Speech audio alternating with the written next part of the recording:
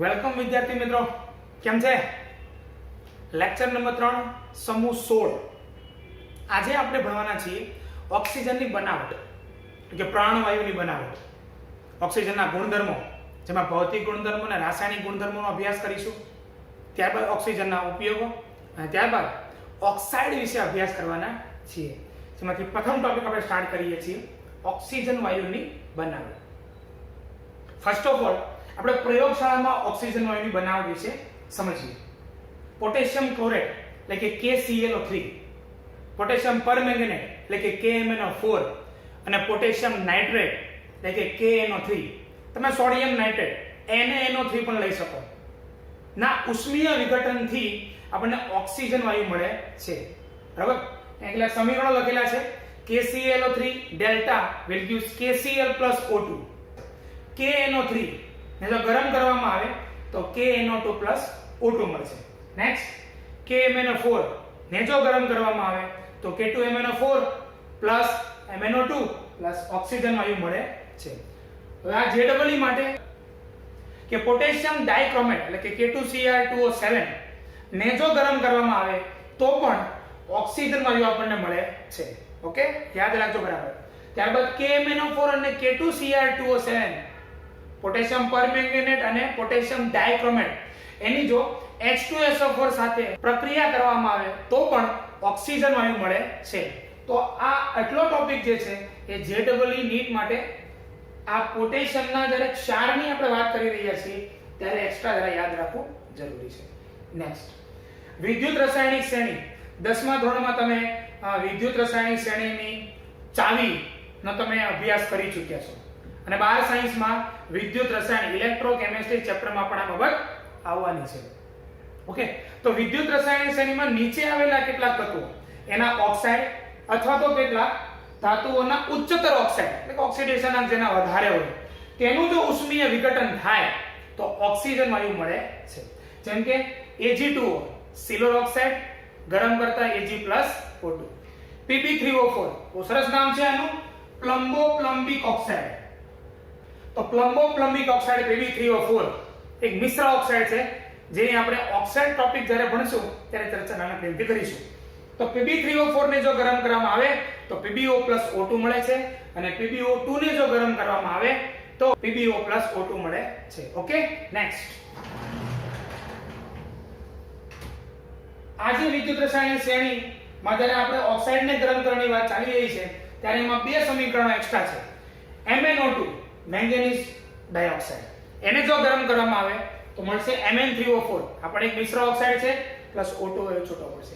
BaO2 barium peroxide, આને જો ગરમ કરવામાં આવે તો BaO + O2 મળે છે. ક્લિયર? નેક્સ્ટ સૂક્ષ્મ વિભાજિત ધાતુઓ એટલે કે પાવડર કરેલી ધાતુઓ અને MnO2 જેવા ઉદ્દીપકો વડે જો હાઇડ્રોજન પેરોક્સાઇડનું વિઘટન કરવામાં આવે તો H2O અને O2 મળે છે. બરાબર?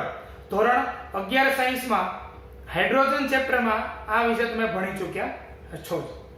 નેક્સ્ટ હવે અહીંયા સુધીની જે પ્રિપરેશન હતી એ ઓક્સિજનની પ્રયોગશાળામાં પ્રિપરેશન કહી શકાય. હવે મોટા પાયે આપણે ઉદ્યોગોમાં જ્યારે ઓક્સિજન મેળવવો છે ત્યારે હવા અને પાણીમાંથી ઓક્સિજન મેળવવામાં આવે છે. તમે જાણો છો કે પાણીનું જો વિદ્યુત વિભાજન કરવામાં આવે તો મિત્રો કેથોડ ઉપર શું મળે છે? હાઇડ્રોજન, અને એનોડ ઉપર શું મળે છે? ઓક્સિજન.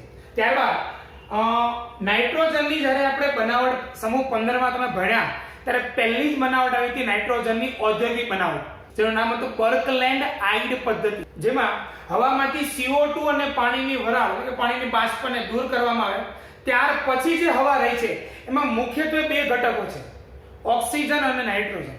તો આ હવાનું પ્રેશરાઇઝ કરીને એનું પ્રવાહીકરણ કરવામાં આવે છે. હવે ઓક્સિજન અને નાઇટ્રોજન બંને પ્રવાહી ફોર્મમાં આવી ગયા અને તમને યાદ હશે જ્યારે બે પ્રવાહીના ઉત્કલન બિંદુમાં તફાવત હોય, બરાબર, તો તેને વિભાગીય નિસ્યંદન દ્વારા અલગ કરી શકાય છે. તો અહીંયા જે CO2 અને પાણીની વરાળ દૂર કર્યા પછી જે પ્રવાહી હવા હતી તેમાં નાઇટ્રોજન અને ઓક્સિજન બે મુખ્ય ઘટકો હતા અને તેનું વિભાગીય નિસ્યંદન કરવામાં આવે તો નાઇટ્રોજન અને ઓક્સિજનને અલગ અલગ રીતે મેળવી શકાય છે. ક્લિયર? સમજાઈ ગયું બરાબર આ ટોપિક? તો હવે નોટમાં સારા અક્ષરે આ સમગ્ર થિયરીને ટપકાવી દો.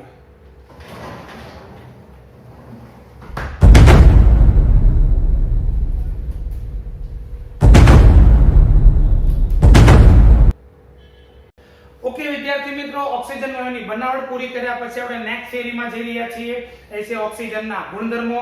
એમાં સ્ટાર્ટ કરીશું પહેલા આપણે ઓક્સિજનના ભૌતિક ગુણધર્મો. તો ઓક્સિજન એ રંગવિહીન અને વાસવિહીન વાયુ છે અને 293 કેલ્વિન તાપમાને 100 મિલી પાણીમાં 3.08 મિલી જેટલો ઓક્સિજન દ્રાવ્ય થયેલો હોય છે. સમુદ્રમાં રહેલી વનસ્પતિઓ, પ્રાણીઓ, બરાબર, એમના માટે આ ઓક્સિજન જે છે એ ખૂબ જ જરૂરી છે. કયો? 100 મિલી પાણીમાં દ્રાવ્ય થયેલો 3.08 મિલી ઓક્સિજન. ક્લિયર? નેક્સ્ટ, 90 કેલ્વિન તાપમાને તે પ્રવાહીકરણ પામે છે અને 55 કેલ્વિન તાપમાને તે ઠારણ પામે છે. ઓકે. નેક્સ્ટ, ઓક્સિજન પરમાણુના 3 સ્થાયી સમસ્થાનિકો છે. અનુક્રમે O16, O17 અને O18.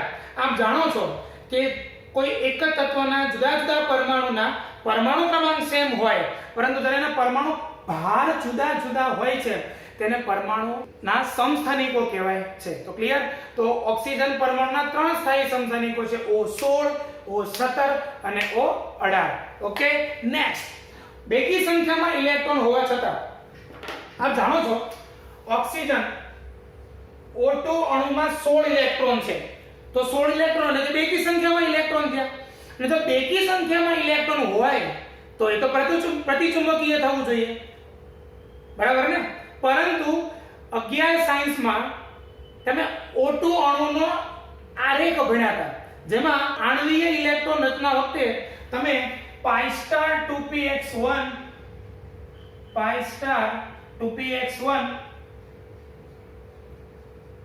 અને pi star 2py1, એટલે કે pi star 2px માં એક ઇલેક્ટ્રોન છે અને pi star 2py માં એક ઇલેક્ટ્રોન છે. તો ટોટલ 2 અયુગ્મિક ઇલેક્ટ્રોન થયા અને 2 અયુગ્મિક ઇલેક્ટ્રોન હોવાથી O2 અણુમાં ભલે બેકી સંખ્યામાં ઇલેક્ટ્રોન છે છતાં તે કયું ગણશું આપણે એને? અનુચુંબકીય. ક્લિયર? નેક્સ્ટ, હવે આપણે જઈ રહ્યા છીએ ઓક્સિજનના રાસાયણિક ગુણધર્મો.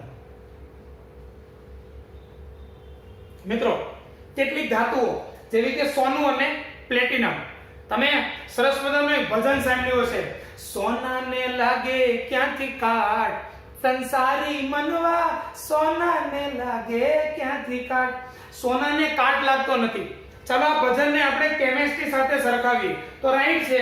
આમાં લખ્યું છે કેટલીક ધાતુઓ ઓક્સિજન સાથે પ્રક્રિયા કરતી નથી. તો કાટ એટલે શું? તમે લોખંડનો કાટ તો તમને ખબર હશે. લોખંડના કાટનું સૂત્ર શું? Fe2O3 મીન્સ કે લોખંડ જે છે એની હવામાંના ઓક્સિજન સાથે પ્રક્રિયા થઈ હોય તો જ થયું હશે ને. પણ અહીંયા તો સોનું જે છે Au એની ઓક્સિજન સાથેની પ્રક્રિયા થતી જ નથી, અર્થાત કે એને કાટ લાગે નહીં. ક્લિયર? ઓકે.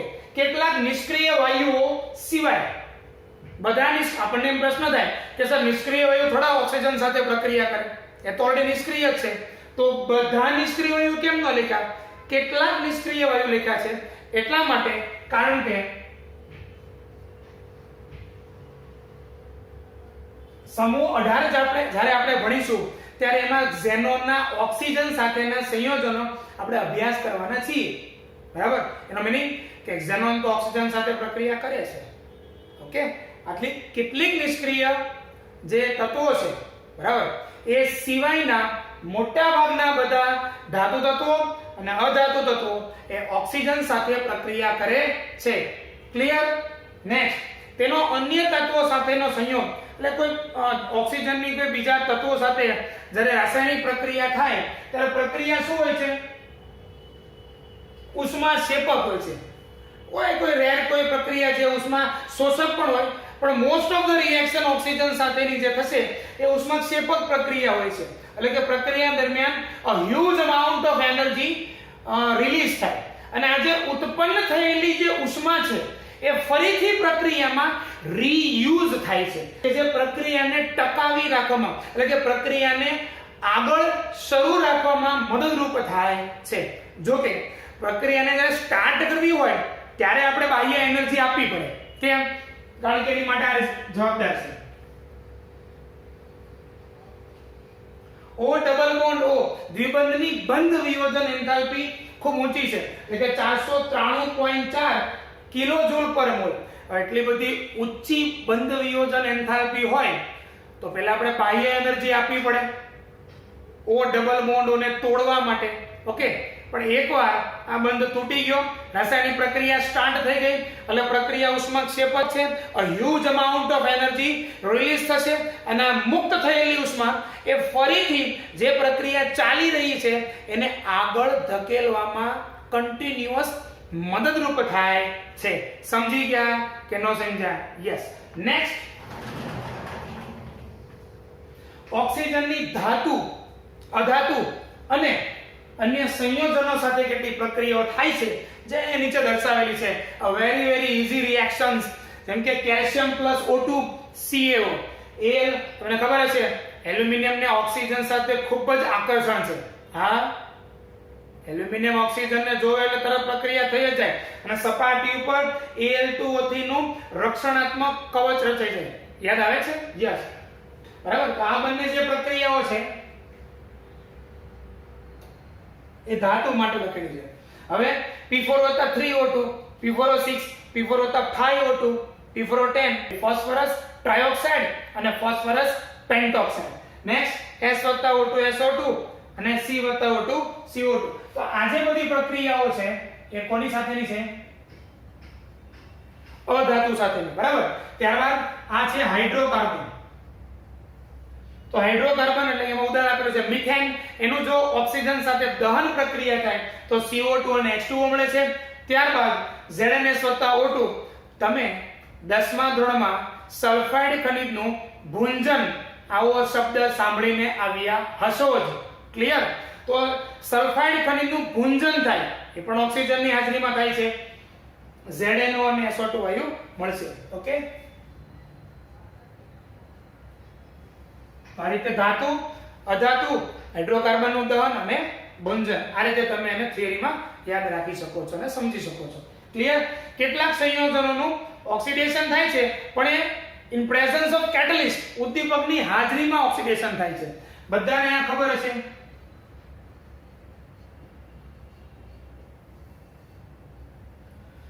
સલ્ફ્યુરિક એસિડની બનાવટની કોન્ટેક્ટ પ્રોસેસ એટલે કે સંપર્ક વિધિ, એમાં SO2 નું ઓક્સિજન સાથે વેનેડિયમ પેન્ટોક્સાઇડની હાજરીમાં ઓક્સિડેશન થઈને SO3 બને છે. અને ત્યારબાદ ડિક્ટન વિધિ એટલે કે ડેક્ટન વિધિ, કોઈ પ્રોનાઉન્સિએશન થઈ શકે. તો ક્લોરીનની બનાવટ માટે સમૂહ 17 માં આ આવવાનું છે કે HCl ની O2 સાથે ઓક્સિડેશન પ્રક્રિયા થઈ પરંતુ ઇન પ્રેઝન્સ ઓફ CuCl2 તો બનશે શું? Chlorine + 2H2O. તો આ રીતે મિત્રો આપણે ઓક્સિજનના ભૌતિક ગુણધર્મો અને ત્યારબાદ રાસાયણિક ગુણધર્મો પૂરા કર્યા. ઓકે, અને લાસ્ટ ટોપિક આપણે જોવો છે ઓક્સિજનના ઉપયોગો.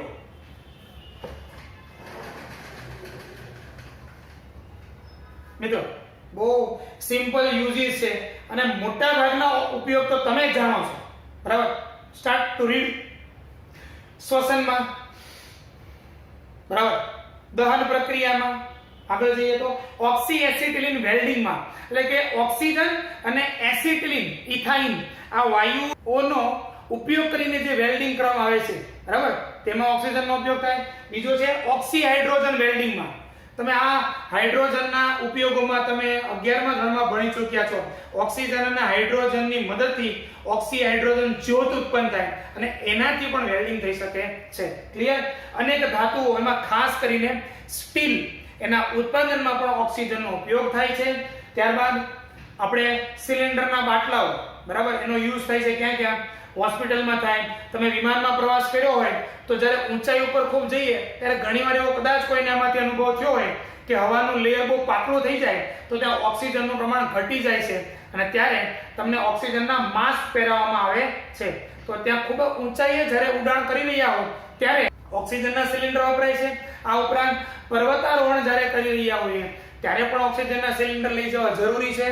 સમુદ્રમાં મરજીવા ઊંડે સુધી ડૂબકી મારે છે ત્યારે પણ તેઓ ઓક્સિજનના સિલિન્ડર લઈને જાય છે. ઓકે, નેક્સ્ટ છે બળતણના દહનમાં. તો એમાં એક એક્ઝામ્પલ આપેલું છે પ્રવાહી ઓક્સિજન, એનું હાઇડ્રેઝિન. મિત્રો હાઇડ્રેઝિન નું સૂત્ર છે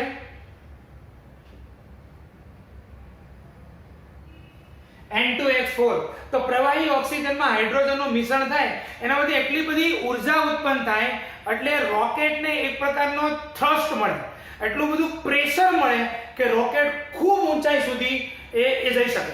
ઓકે, ફરીથી પ્રવાહી ઓક્સિજન પ્લસ હાઇડ્રેઝિન નું મિશ્રણ થશે એટલે કે હાઇડ્રોજન નું દહન સ્ટાર્ટ થયું અને એનાથી એટલો બધો થ્રસ્ટ ઉત્પન્ન થાય, એટલી બધી એનર્જી ઉત્પન્ન થાય કે દબાણ ઉત્પન્ન થવાથી રોકેટ એ ખૂબ ઊંચાઈ સુધી જઈ શકે છે. તો આ રીતે ઓક્સિજનના ઉપયોગો આપણે પૂરા કર્યા. સારા અક્ષરે આ દરેક થિયરી નોટમાં લખી નાખો. ઓકે,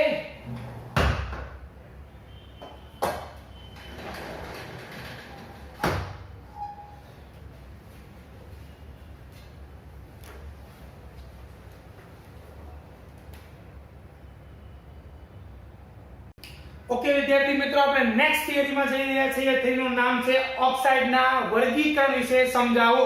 ઓકે, તો ઓક્સિજન જ્યારે કોઈ અન્ય તત્વ સાથે દ્વિઅંગી સંયોજન બનાવે છે, માત્ર બે તત્વ હોય, કોઈ એક ધાતુ કે અધાતુ તત્વ અને તેની સાથે જોડાયેલું હોય ઓક્સિજન, તો આવા દ્વિઅંગી સંયોજનને શું કહેવાય છે? ઓક્સાઇડ કહેવામાં આવે છે. હવે ઓક્સાઇડ જે છે એ બે પ્રકારે હોય, એ સાદા ઓક્સાઇડ પણ હોય અને મિશ્રિત ઓક્સાઇડ સ્વરૂપે પણ હોઈ શકે. સાદા ઓક્સાઇડ એટલે શું કે દાખલા તરીકે MgO, તો તમને બધાને ખબર હોવી જોઈએ મેગ્નેશિયમ સમૂહ 2 નું તત્વ છે, એનો ઓક્સિડેશન આંક છે +2. તો ઓક્સાઇડમાં તત્વ પોતાનો કોઈ એક ઓક્સિડેશન આંક ધરાવતું હોય એને કહેવાય સાદા ઓક્સાઇડ. ફોર એક્ઝામ્પલ એલ્યુમિનિયમ નો ઓક્સિડેશન આંક છે +3. તો Na2O3 જે છે એ સાદા ઓક્સાઇડ છે. કેમ? કારણ કે આમાં એલ્યુમિનિયમ નો ઓક્સિડેશન આંક +3 જ છે. પણ હવે આપણે આગળ જઈએ. અથવા લખેલું છે મિશ્રિત ઓક્સાઇડ સ્વરૂપે હોય છે. તો મિશ્રિત ઓક્સાઇડનું ઉદાહરણ આપેલું છે અહીંયા Pb3O4. હમણાં આપણે આગળની થિયરીમાં આવી ચૂક્યું છે. ઓકે, Pb3O4 નું નામ છે પ્લમ્બો પ્લમ્બિક ઓક્સાઇડ. શું નામ છે?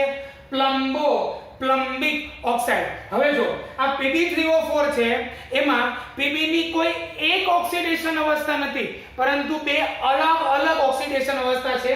આ Pb3O4 કયા બે ઓક્સાઇડનું મિશ્રણ છે? કમ ઓન મેન, 2 PbO, એટલે PbO ના બે મોલ્સ, જેમાં Pb નો ઓક્સિડેશન આંક છે +2 અને PbO2 જેમાં Pb નો ઓક્સિડેશન આંક છે +4. તો મિત્રો જોયું તમે, Pb3O4 માં Pb ના બે ઓક્સિડેશન આંક છે, એક છે +2 અને એક છે +4. +2 હોય એને પ્લમ્બસ કહેવાય, +4 હોય તો એને પ્લમ્બિક કહેવાય. એટલે પ્લમ્બસ O પ્લમ્બિક ઓક્સાઇડ, એમાંથી અપ્રભંશ થઈને નામ બની ગયું પ્લમ્બો પ્લમ્બિક ઓક્સાઇડ. ઓકે, નેક્સ્ટ બીજો એક્ઝામ્પલ છે Fe3O4. ઓકે, એમાં બે ઓક્સાઇડ મિશ્ર સ્વરૂપે રહેલા છે, એક છે FeO અને બીજું છે Fe2O3.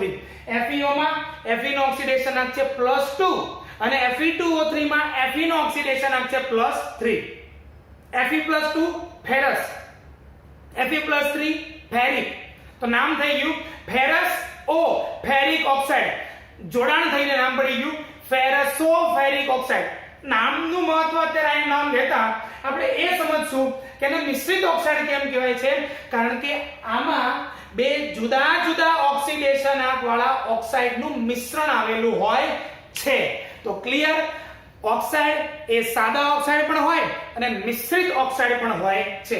હવે એક બીજું જીનીટ માટે કામનું છે કે આ જે મિશ્રિત ઓક્સાઇડ હોય એની જો એસિડ સાથે પ્રક્રિયા કરવામાં આવે તો જે અલગ અલગ ઓક્સિડેશન વાળા સંયોજનો હતા, તત્વો, બરાબર, એ છૂટા પડી જાય. જેમ કે Fe+3 હતું તો FeCl3 સ્વરૂપે અલગ પડી જાય અને Fe+2 હતું તો FeCl2 સ્વરૂપે અલગ પડી જાય છે. ઓકે, નેક્સ્ટ સાદા ઓક્સાઇડને તેમના એસિડિક, બેઝિક અને ઉભયગુણી લક્ષણને આધારે પાછા આગળ વર્ગીકૃત કરવામાં આવે છે.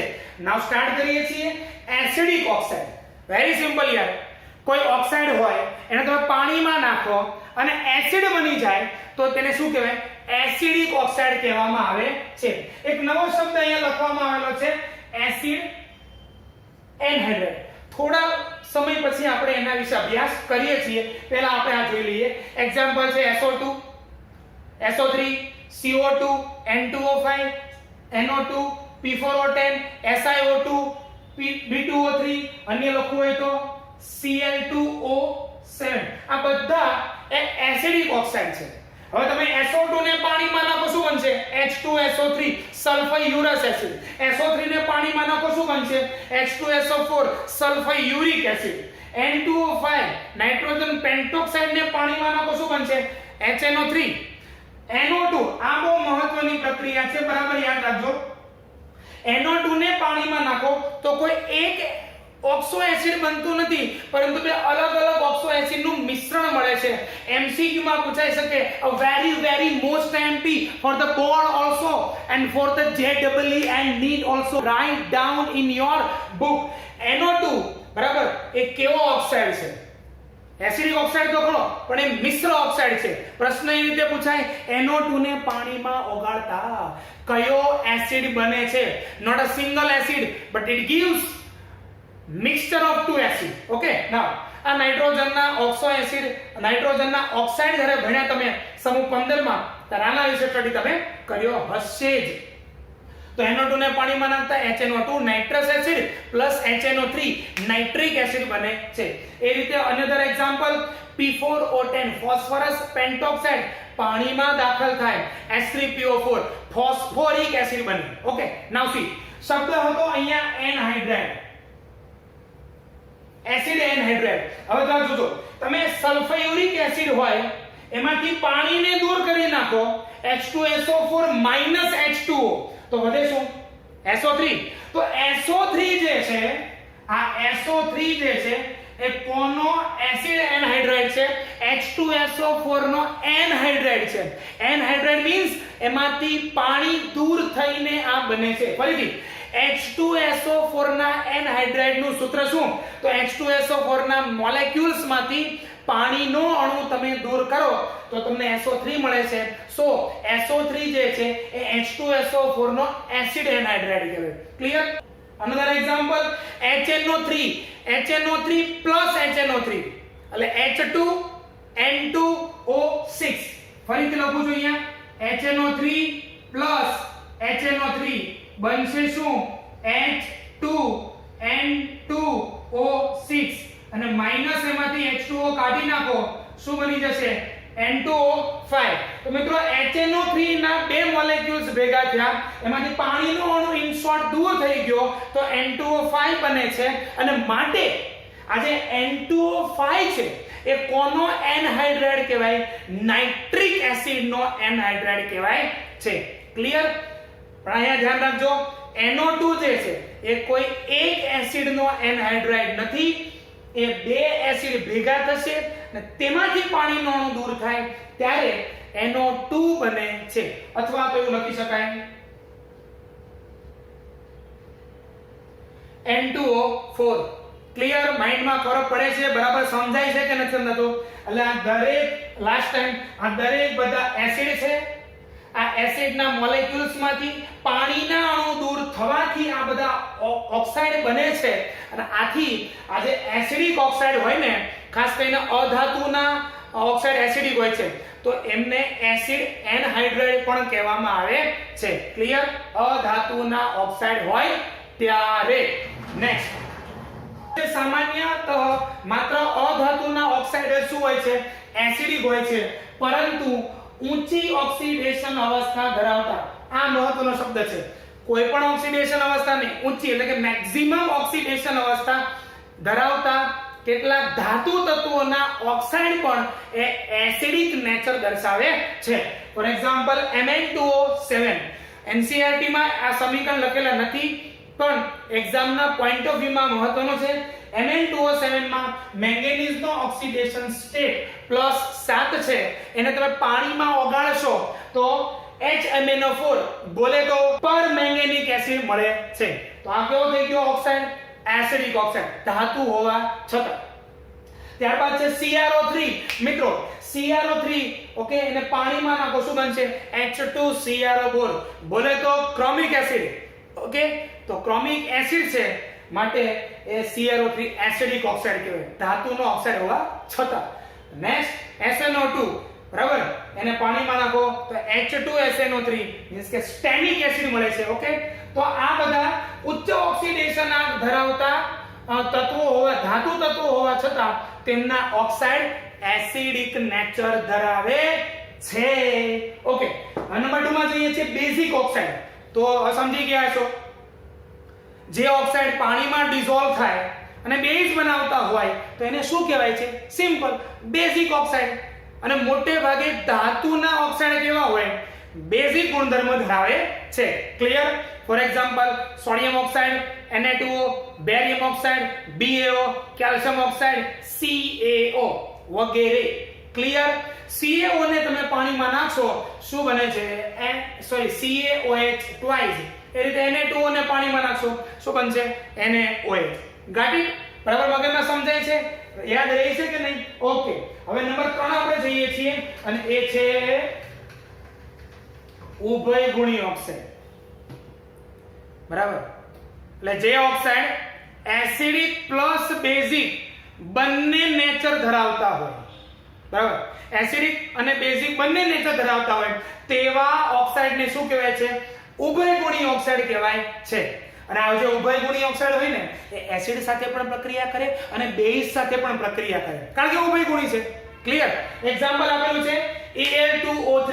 હવે આ જો Al2O3 ની પ્રક્રિયા કોની સાથે થઈ? HCl સાથે થઈ. HCl શું છે? એસિડ છે. ઓકે, HCl એસિડ હોવાથી આ પ્રક્રિયામાં Al2O3 એ બેઝ તરીકે વર્તે છે. આ પ્રક્રિયામાં Al2O3 બેઝ તરીકે વર્તે છે. અહીંયા તમે જોઈ શકો છો આ પોતે NaOH બેઝ છે, તો આ પ્રક્રિયામાં Al2O3 એ એસિડ તરીકે વર્તે છે.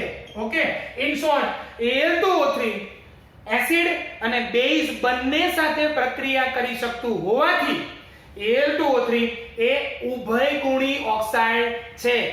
ક્લિયર? Got it? નેક્સ્ટ હવે જોઈએ છે તટસ્થ ઓક્સાઇડ. જે ઓક્સાઇડ એસિડિક કે બેઝિક એક પણ નેચર ધરાવતા નથી તેવા ઓક્સાઇડને શું કહેવામાં આવે છે? તટસ્થ ઓક્સાઇડ કહેવામાં આવે છે. બરાબર છે? એમાં છે CO, NO અને N2O. અને યાદ રાખવા માટે ચાવી રાખવાની છે આપણે કોનો હાસ્ય વાયુ. કોનો હાસ્ય વાયુ. કો એટલે CO, નો એટલે NO અને હાસ્ય વાયુ બોલે તો N2O. તો ક્લિયર? આ રીતે આપણે ઓક્સાઇડ ની સમગ્ર ચર્ચા પૂર્ણ કરી. ઓકે, સમજાઈ ગયું બધાને? સારા અક્ષરે આ દરેક બાબતોને નોટમાં લખી નાખો.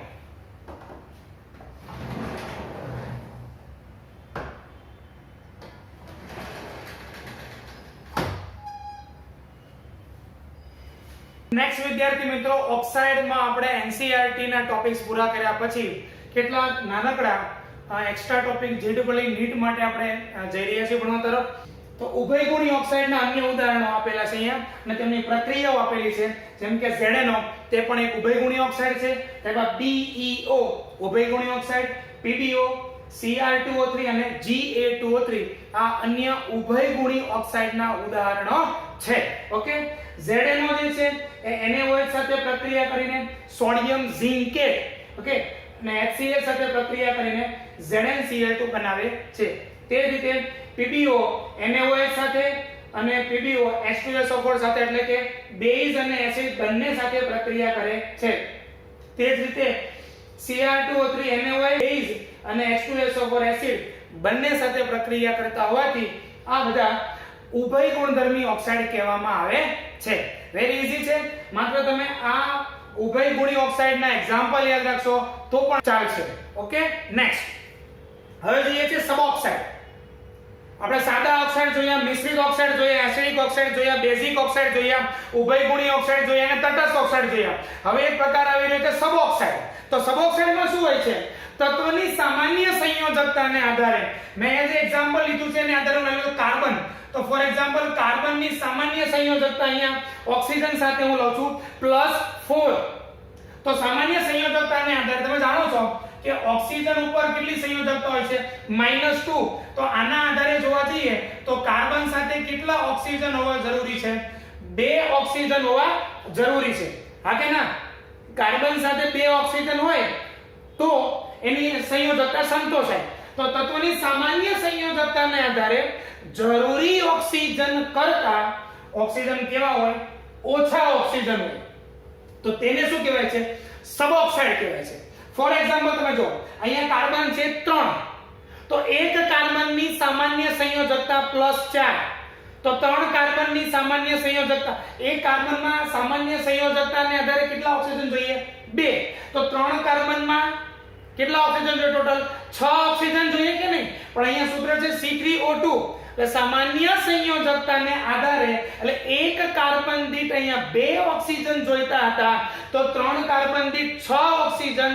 થઈ જાય પરંતુ અહીંયા તો છે નહીં ઓછા ઓક્સિજન છે અને આથી આ C3O2 ને કહેવાય કાર્બન સબઓક્સાઇડ જેનું બંધારણ છે C double bond C double bond C double bond O double bond O one important point છે આમાં જે આ કાર્બન જે છે એની બંને બાજુ ડબલ બોન્ડ થી કાર્બન જ જોડાયેલા હોવાથી આનો ઓક્સિડેશન આંક છે કેવો છે 0 છે જ્યારે આ કાર્બન સાથે એક ઓક્સિજન જોડાયેલો છે એટલે આનો ઓક્સિડેશન આંક તમે +2 લખી શકો અને આ કાર્બન સાથે એક ડબલ બોન્ડ થી ઓક્સિજન જોડાયેલો છે એટલે આનો ઓક્સિડેશન આંક પણ તમે +2 કરી શકો ક્લિયર તો આમાં ત્રણ કાર્બન છે એક કાર્બનનો ઓક્સિડેશન આંક +2 કારણ કે એની સાથે આ ઓક્સિજન જોડાયેલો છે આ કાર્બનની બંને બાજુ સમાન તત્વ જોડાયેલા હોવાથી એનો ઓક્સિડેશન આંક 0 છે અને આ કાર્બનનો ઓક્સિડેશન આંક +2 થશે ક્લિયર તો JEE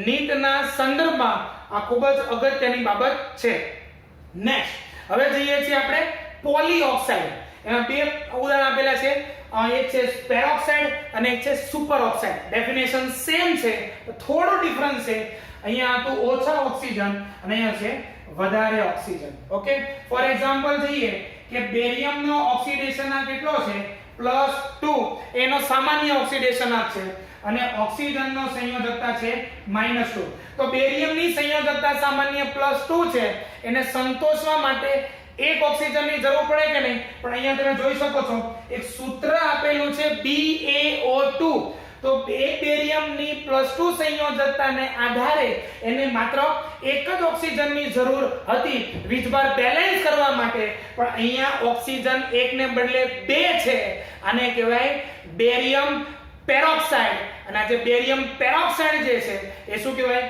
પોલીઓક્સાઇડ નું એક્ઝામ્પલ કહેવાય નેક્સ્ટ અહીંયા જો KO2 બધાને ખબર હશે કે પોટેશિયમનો ઓક્સિડેશન આંક +1 છે અને ઓક્સિજનનો ઓક્સિડેશન આંક વીજભાર સંયોજકતા એની -2 છે તો આને આધારે જોવા જઈએ તો એક પોટેશિયમ હોય અને ઓક્સિજન તો ટોટલ આ રીતે સૂત્ર બનાવવું પડે ને મારે K2O અહીંયા -2 વીજભાર છે અહીંયા +1 વીજભાર છે તો સામાન્ય સંયોજકતાને આધારે જો તો બે પોટેશિયમ દીઠ એક ઓક્સિજન હોય તો ચાલે પણ અહીંયા સૂત્ર મેં લખેલું છે KO2 એક પોટેશિયમ દીઠ 2 ઓક્સિજન છે એટલે સામાન્ય સંયોજકતાને આધારે બે પોટેશિયમ દીઠ એક ઓક્સિજન જોઈએ જ્યારે અહીંયા એક પોટેશિયમ દીઠ 2 ઓક્સિજન છે બધાને ખબર છે કે આ શું છે સુપરઓક્સાઇડ પોટેશિયમ સુપરઓક્સાઇડ છે એટલે એ શું કહેવાય પોલીઓક્સાઇડ નું એક્ઝામ્પલ કહી શકાય એ રીતે Na2O2 સેમ આમાં છે એ રીતે પણ Na2O2 એ પેરોક્સાઇડ છે 2 સોડિયમ દીઠ એક ઓક્સિજન એની સામાન્ય સંયોજકતાને આધારે જોઈએ તો એને ઓક્સાઇડ બોલાય આ Na2O એ ઓક્સાઇડ બોલાય આ K2O એ ઓક્સાઇડ બોલાય આમાંથી બને BaO એ ઓક્સાઇડ બોલાય પણ અહીંયા 2 સોડિયમ દીઠ એક ઓક્સિજનને બદલે 2 સોડિયમ દીઠ 2 ઓક્સિજન છે આથી આ એ પોલીઓક્સાઇડ બોલાય નામ છે એનું સોડિયમ પેરોક્સાઇડ તો મિત્રો આજે આપણે ઓક્સિજનની બનાવટ ત્યાર પછી ઓક્સિજનના ગુણધર્મો જેમાં ભૌતિક ગુણધર્મો અને રાસાયણિક ગુણધર્મો ભણ્યા ત્યારબાદ ઓક્સિજનના ઉપયોગો જોયા ત્યારબાદ ઓક્સાઇડ વિશે સંપૂર્ણ ચર્ચા પૂર્ણ કરી આશા રાખું છું કે તમને દરેકને આ બધી બાબતો દરેક ટોપિક સંપૂર્ણપણે સમજાઈ ગયા હશે. વધારે સમજવા માટે આ વિડીયોને ફરીથી રિપીટ કરીને તમે જુઓ અને બરાબર કન્સેપ્ટ માઇન્ડમાં ક્લિયર કરો. ઓકે, આ બાબતોને નોટમાં સારી રીતે ઉતારી દો.